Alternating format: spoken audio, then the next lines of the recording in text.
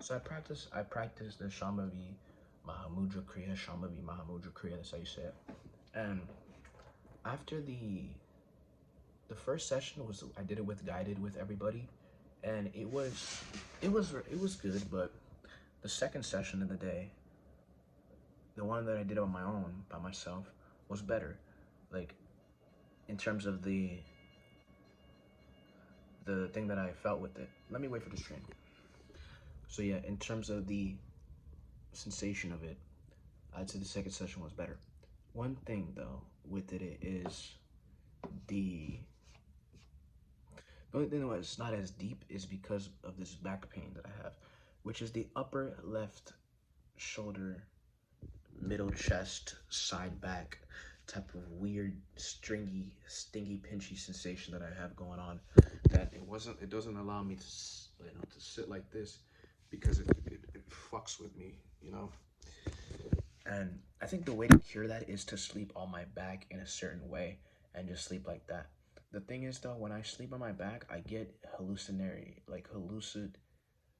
First of all, I don't go fully to sleep. It's like I'm still awake and I get into sort of an hallucinatory state where I go into like a hypnagogic state and I start tripping off of random fucking shit that I don't understand what's going on. Some spiritual dimension of me that gets unlocked when I'm asleep. I'm still slightly awake, so I just witness all this shit, and I'm in an altered state. So I don't know what the fuck's going on. It's scary, because I don't know what's going on. So, but when I sleep on my stomach, or at least my side with a blanket over my head, then I don't really experience that. That's why I sleep that way right now, at least. Because if I sleep open like that, I'm gonna be, you know, I don't want to deal with that right now, at least at the current state I'm at. In the future, it might change, but that will heal my back for sure if I can learn to sleep on my back like that. Now, another thing is another thing is like the whole thing that we call life and stuff like that. It's like the need for something to happen to be happy, the need for something to be some way to be good is the biggest trap that life the biggest trap in the general experience of most people's lives is that if I get this thing, then I'll be complete. You know what I'm saying? That's like the biggest trap right there. But if you take a look back, when were you most happiest? Some people were most happiest when they were a kid. When they were a kid. And it isn't wrong. It's like, because when you're a kid, there's not that much memory lodged in your fucking head. So your natural perception and experience of life is closer to the real thing about life. So that's why being a kid feels awesome because you're loose, your elasticity, the spine is elastic, your limbs are elastic, your energy is high. You're not wasting your time and energy on random thoughts about career choice and what I need to be good at and all this different shit. You're simply just there perceiving life the way it is. You ask a lot of questions though, and then you get answers from people who live a life that they don't really quietly fully enjoy. It'd be different if you're asking questions to somebody who fully enjoys life, or at least enjoys life to a certain degree. Then you can probably actually take something and help you out. But the biggest thing, I think for me, the biggest thing right now, like my if I had to put a goal on something, is to have it so that this back pain is gone, this upper left middle shoulder back pain, so that I can sit comfortably for at least like 20 to 30 minutes, and so that it doesn't bother me when I want to focus. And so that would require some form of hatha yoga or sleep, changing the way I sleep. And then I'm really interested into this bliss that is within me, that they say that if you get yourself to a one-pointed, concentrated, full absorption state, then you get to access this state of bliss and stuff like that. And your experience of life is greatly enhanced and you see life the way it is. I don't want to have any ideologies. I don't want to have this is good, this is bad. I don't want any of that. You know what I'm trying to say? Even in its most simplistic nature, like even the spiritual path is sort of egoic. Look at me. I can meditate for so long and so many hours, and I can be at peace and at a certain level. And look at this person, they can sit in a certain way and blah blah blah, all this shit. Like, bro, come on. What's his name? Ramakrishna Paramahansa? He didn't really do that much yoga. He was a devotee. He did devotional yoga, and he was enlightened. It doesn't matter the path, really. It's like, it's really that sensation. I just want that in terms to be my experience. I want to have the heightened perception. Because I noticed this, like as a kid.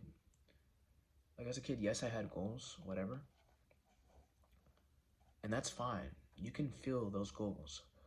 But the real thing was that heightened perception of just enjoyment with life. That clarity, that able to see, able to feel, able to sense. You know, that's what I really, really, really want at the end of the day. And to do that, I found that, like, because I got initiated into the Kriya, the Shaman Mudra Kriya, this is different, for sure. It's a little different. Like, even though I'm, like, meditated before, this is much different in terms of, like, the energy levels, for sure. Much different. But yeah, I just want to be able to sit in a certain way. I don't like the hardness and the vigorness. I like this like this sage path, this like love path of just being surrendered to myself, you know, and just being good with life, just being good, you know. But I don't know, maybe there's ups and there's downs. I have no fucking clue. What I want to do though is I want to do the hatha yoga. I want to get some form of hatha yoga so that I can sit comfortably and be elastic and reach those deep states. I want those deep states, you know. And I like activity. Activity is great too. Like, doing activity is great. I don't see anything wrong with doing activity and being happy amongst the people. Somebody can retreat into the forest, that's fine. But I feel like that isn't necessary at all. Like, life is life, you know? Like, it isn't necessary to retreat into the forest and do nothing. You can just simply be a happy person and simply, like, even if you meditate like 2 hours a day, you do a Kriya yoga like 20 minutes a day, and then you do like a silent meditation for like maybe 30 minutes, an hour.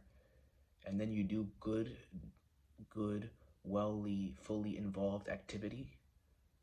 I think that's beautiful, you know, and you get like the heightened level of perception. You just keep working on it, because you can always be meditative and you can always do something like this one said guru story, do good and throw it into the well. You know what I'm trying to say? So you can do that. You don't need to, you know, I feel like, but I'm learning, you know, I'm always learning. I'm always trying to improve. And that's really it, you know.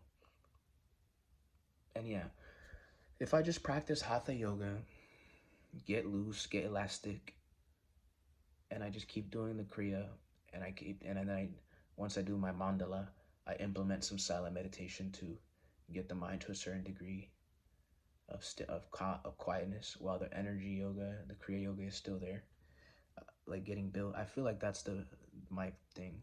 I'm gonna do this mandala. After the mandala, I'll do the Kriya one time, and then the second, maybe two sometimes, some days, and then I'll do some silent meditations. I'll throw in some silent meditations in there to cleanse my mind and stuff, and that's really all I have to say. Anyways, yeah, that's what I want to do right now. I want to grow this. Let's see how it is in the 40 days. Anyways, that's all I gotta say.